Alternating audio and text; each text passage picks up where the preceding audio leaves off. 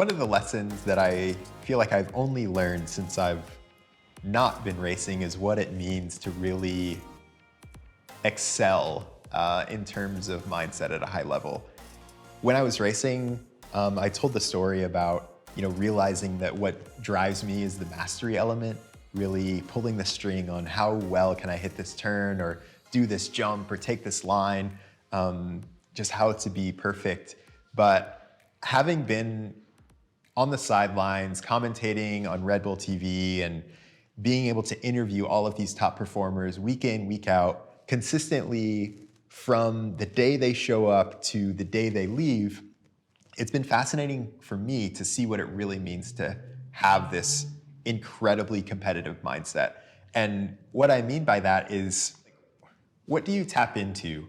And I don't really know how else to put it than like the people who are having the most fun do the best. You can almost, I remember having a conversation with, like Mark Wallace and Finn Isles and all of these people in Maribor in 2019, and it was incredibly slick. That is like, it's clay, it's like ice. And everyone was like, this track is unrideable, I don't know what to do, like blah, blah, blah, blah, blah. And then next thing you know, like Mark Wallace comes down and he's like, I was like, man, Mark, everyone's talking about how slippery it is and how gnarly it is. And he's like, oh, really? Like, I didn't really notice. It feels just like home. And lo and behold, he wins time training and he gets top 5 in qualifying. And so, there's kind of this chicken and egg problem of like, yeah, okay, if I could have a good mindset in the rain when the track is super gnarly, that would be great. But the track is super gnarly, so I have a bad mindset. And the top of the top people are able to be consistent and really think about that process, right? Because when you think about why you have a bad mindset when it rains, it's because something unexpected happened. You were expecting to come to the race, you were expecting to have a dry track for everything to go right, and when something throws you off of that flow, that's when people's mindset really shifts into kind of survival mode.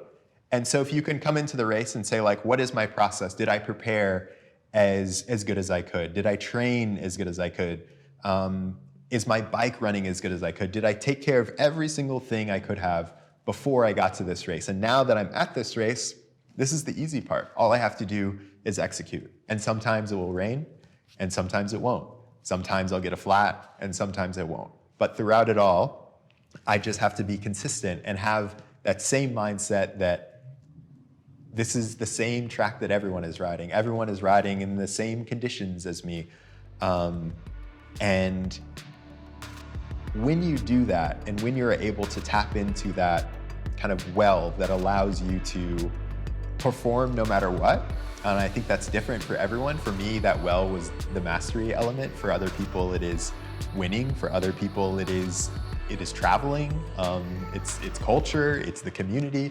It really, as you are getting better and better, as you are competing at a higher and higher level, you really have to understand what makes you tick.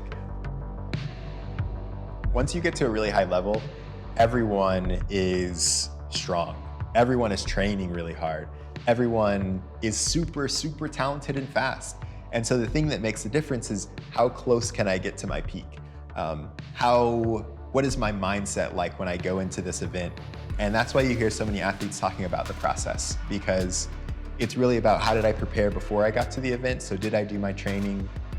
Was my diet on point? Did I do my skills training and stuff like that?